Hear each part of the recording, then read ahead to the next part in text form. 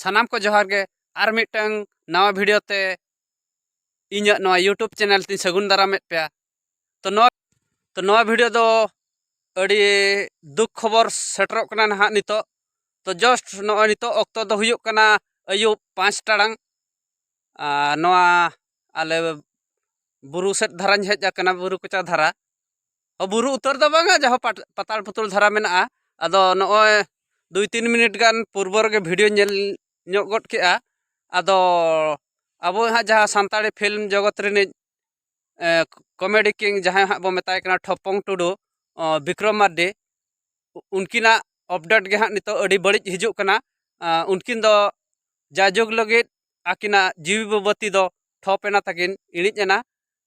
ओनागे अड़ी दुख दो हाँ बुझो कना ओनाते वीडियो हो अड़ी उसरा धारा के हन बेना जतो हर गेबन बड़ाया नो मिडहाट गान दो आकिना जहाँ चैनल के बन नेला ठोपंग टुडू विषय तेगे अपडेट दो हिजुग कान ताहेन अवश्य आलिना चैनल रे दो बालिन अगु लेआ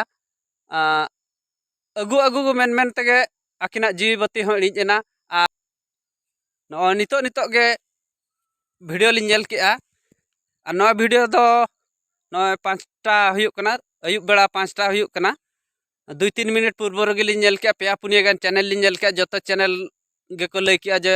ठोपंग टुडू दो किन बोंगा तलायना मेनते ओनाते आलिन हो नोआ चैनल माध्यम तेलिन लैया पे कना जे ठोपंग टुडू बांगा विक्रम मार्डी तिकिन दो आबो को तला खन दो जायजुग लगी नोआ धुड़ी धरती खन किन विदय सरी एकना और नोआ खबर दो सरी उतर गया जेतो आबो मिटन चैनल लिन जल जे उनी जहाँ अब सानताड़ी आड़ांग मेनते जहाँ चैनल आकिन किन लय हचो का जे आकिन ओड़ा हर खन मैसेज किन नाम का फोन नाका आको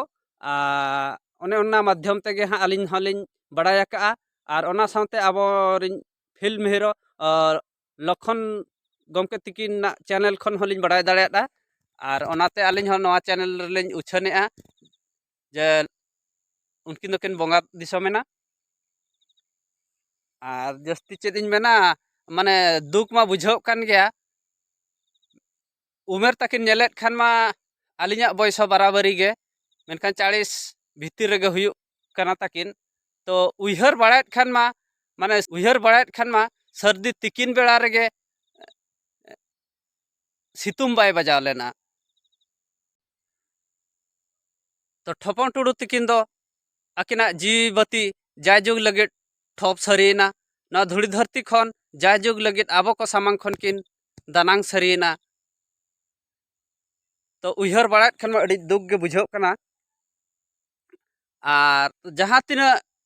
छुटो लेन रहोगे डाक्टर को छुटो लेना सोशल मीडिया ते जहाँ तीना गड़ो एमो रे कथा ओना हो एम हुई लेना मेनखान चेत बन चेका आबा कर्तव्य डॉक्टर हो कर्तव्य जहाँ तीना कमी रे कथा इना मा कमी मा हुयुग कान गया और कमी तुलुज तुलुज गे जीवी बती तकिन मा इणिज एना चेत आदो अकोय बो मेताया निना गे बो मेन दाड़ेया पालेन आकिना लिखन गे इना गे पालेन ताहे कना तो निना गे लिन नेहरोआ जे चांदो बोंगा ठेन मारांग बुरु ठेन जे ठोपंग तिकिना आत्मा बामा जीवी हाना सरकपुरी रे नापाय ते ताहेन मा ओनागे लिन आसोआ ओनागे लिन नेहरोआ आ निना मेन कातेत गे नवा वीडियो दो लिन बंद का